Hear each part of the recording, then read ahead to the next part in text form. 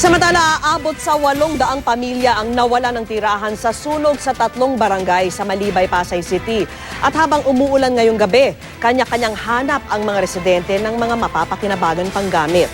Saksi si Marisol Abduraman. Bitbit ang kanilang mga gamit. Nagkumahog palayo ang mga residente ito sa sunog na tumupok sa mahigit 250 bahay sa 3 barangay sa Malibay, Pasay City. Ang aling ito, napaiyak na lang habang pinagmamasdan kung paano lamunin ng apoy ang pinaghirapang bahay.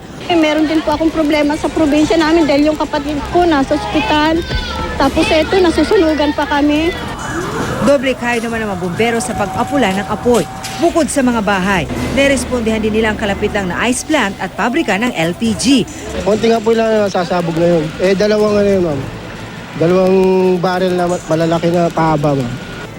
Pero may ilang residente raw na nang-agaw pa ng fire hose kaya kinailangang rumisponde ng mga pulis. Inaagaw sa kanila yung hose. Hindi naman alam na pag hindi ka trained, baka ihataw sa yung hose na yun kasi malakas ang pressure. Umabot sa Task Force Bravo ang sunog na unang sumiklab 1:20 ng hapon. The structures plus ang structures po natin malapit sa ilog na ho mismo, nahirapan ho tayo. And then tumawid na ho siya from other side of the river. At dahil mahangin kanina, nadamay rin ang Apelo Elementary School matapos tumawid ng apoy sa ilog. Kaya ang 11 anyos sa estudyante roon na si Axel, bukod sa nawala ng tirahan, nasunugan din ang eskwelahan. Takbo po ako sa bahay. Ginawa kami ang mga gamit namin. Tapos dito na po kami pumunta. Natupok ang 3 gusali ng paaralan, pati ang libro at ilang gamit ng mga estudyante. Tanging ang gusaling ito ang natira.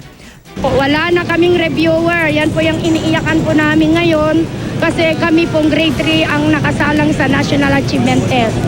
Mag-alas 6 ng gabi nang tuluyang maapula ang sunog. Pagkagat ng dilim, kita ang matinding pinsalang dulot ng sunog. Madilim na sa lugar at umuulan na, pero ang mga nasunugan hindi pa rin maawat. Kanya-kanya pa rin silang salba ng kanilang mga gamit na natira o di kaya parte ng kanilang mga bahay na natira para mapakinabangan. Si Ricky, pilit isinasalbang bisikleta at motor na itinapon daw niya sa ilog nung kasagsagan ng sunog. Ito po yun, no? Yan yung motor. Nasunog din. Oo. Yan, makakuha kami po dyan ng pera. Mga malaki-laki din. Tinatayang nasa ulong daang pamilya ang nawala ng tirahan. At pansamantalang tutuloy sa isang kalapit na eskwelahan. Wala mang nasawi, may mga nagtamo ng minor injuries na agad namang dinala sa ospital.